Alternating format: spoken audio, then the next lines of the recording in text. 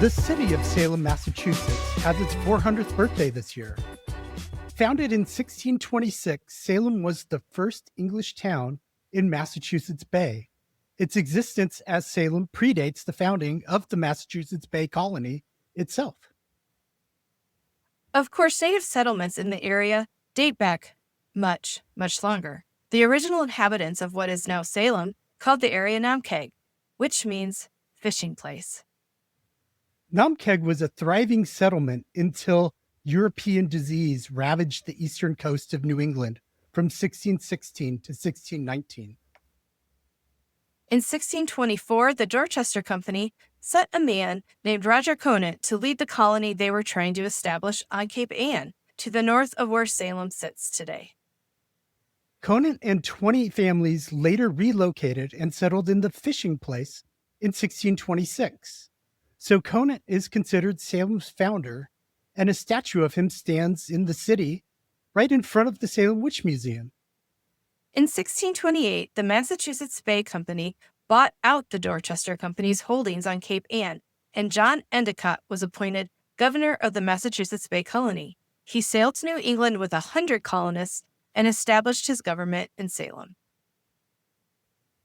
Roger Conant was granted 200 acres of land in exchange for surrendering leadership to Endicott.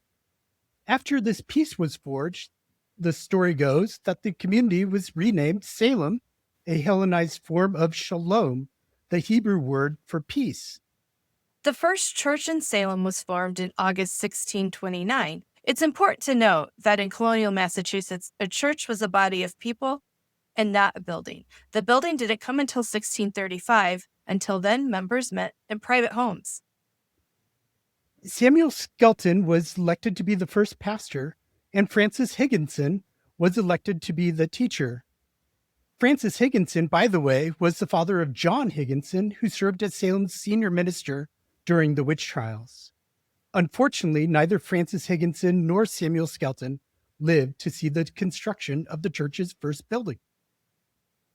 In 1634, Roger Williams came to Salem to be the new minister. He served less than 2 years and was banished for his theology from the Massachusetts Bay Colony, going on to found Rhode Island.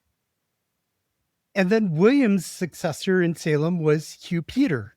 He lasted 5 years and then returned to England, where he became personal chaplain to Oliver Cromwell and was later beheaded and mutilated for his role in the killing of King Charles I. So they had a lot of luck with these early ministers. In 1629, the Massachusetts Bay Company elected John Winthrop to succeed John Endicott as governor. A year later, in 1630, Governor Winthrop and 700 colonists reached Salem in a fleet of 11 ships. However, Winthrop did not stay in Salem long. He and most of the new arrivals relocated and founded Boston, making it the capital of the new colony of Massachusetts Bay. About 20,000 immigrants poured into New England in the 1630s. As this great migration drew more and more people, new towns were created around Salem, which was soon ringed by Lynn, Reading, Andover, Raleigh, Ipswich, and Gloucester. Salem itself included all or part of the modern towns of Beverly, Marblehead, Manchester, Wenham, Topsfield, Danvers, Middleton, Peabody, and Swampscott. Within Salem's early boundaries, the town of Wenham split off in 1643, the same year that the Jeffreys Creek community was incorporated as Manchester. Marblehead split from Salem in 1648, and Beverly spun off in 1668.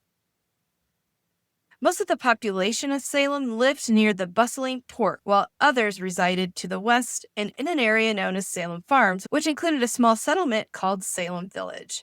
We'll discuss Salem Village's history and disagreements with the town of Salem in further detail tomorrow. This is important for understanding the local dynamics at the time of the Salem witch hunt. Thank you for watching Salem Witch Trials Daily. As always, I'm Josh Hutchinson. And I'm Sarah Jack. Join us again tomorrow for that look at Salem Village's early history.